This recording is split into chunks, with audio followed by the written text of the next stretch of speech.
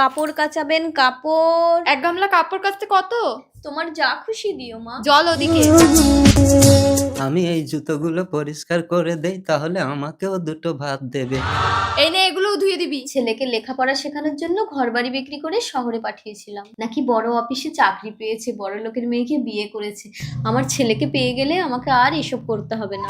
এই নে, এই কটা কাপড় কেচেছিস, কি আর টাকা দেবো? শুধু ভাত কটা খেয়ে নে। ভাত কটা একটা প্লাস্টিকে করে দাও না মা, আমি আর আমার বুড়ো খাবো। ঠিক আছে, দিচ্ছি।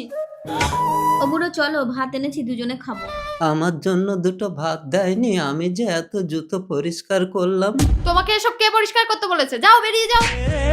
চলো বুড়ি। বাহ, জামাটা তো দারুণ পরিষ্কার হয়েছে। উপাসী, তুমি করেছো? আরে না, একটা বুড়ি এসে ধুয়েছে, ও প্রতিদিনই আসবে। জুতোটাও তো চকচক করছে, তুমি করেছো? আরে না, ওই বুড়ির সাথে একটা বুড়ো এসেছিল, আমি ওকে বলিনি পরিষ্কার করতে। ও মা, ও জুতো পরিষ্কার করে দিয়ে বলছে খেতে দাও। আমিও সেরকম দিইনি খেতে, দিয়েছি দূর করে তাড়িয়ে। দুটো খেতে দিতে পারতে। দিতে পারতে মানে? কুকুরটা কি খাবে? দেখো তো রিলসটা কেমন বানিয়েছি। কই দেখি। আমার ছেলেকে পেয়ে গেলে আমাকে আর এসব করতে হবে না। পিছনে তো আমার মা, তার মানে আমার মা বাবা আমাকে খুঁজে শহরে এসছে। না, উপাসীকে বললে হবে না, এ আমাকে জোর করে বিয়ে করে গ্রামে যেতে দেয়নি। ভালো হয়েছে? কি ভাবছো? না, কিছু না। দাও, ফোন দাও। আমিও আজ তোমার সাথে কাপড় ধোবো, তাহলে আমাকেও খেতে দেবে।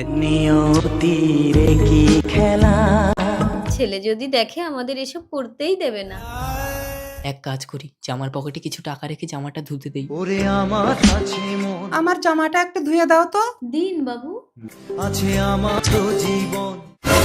জামার পকেটে এত টাকা? বাবুকে দিয়ে দাও। হ্যাঁ, হ্যাঁ, বাবু, দিয়ে দাও। হ্যাঁ, কি হয়েছে?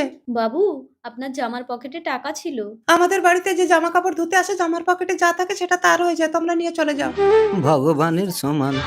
উপাসী, আমি একটু বেরোচ্ছি, তুমি ওদেরকে সময় মতো খেতে দিয়ে দেবে। এই দেখি দেখি, কি লুকাচ্ছিস? শুভর জামায় টাকা ছিল? শুভ মানে? চোর! যা, বেরিয়ে যা এখান থেকে। শুভ?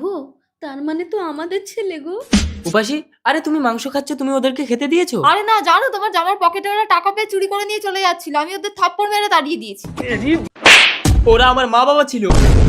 মা মা, আমি তোমাদের ছেলে, চলো তোমরা বাড়ি চলো। মা মা খিদের জ্বালা সহ্য না করতে পেরে দুজন বিষ খেয়ে মরেছে, আর মরার আগে এই চিঠিটা তোমাকে দিতে বলে গেছে। ভালো থাকিস খোকা। আমাকে ক্ষমা করে দাও শুভ।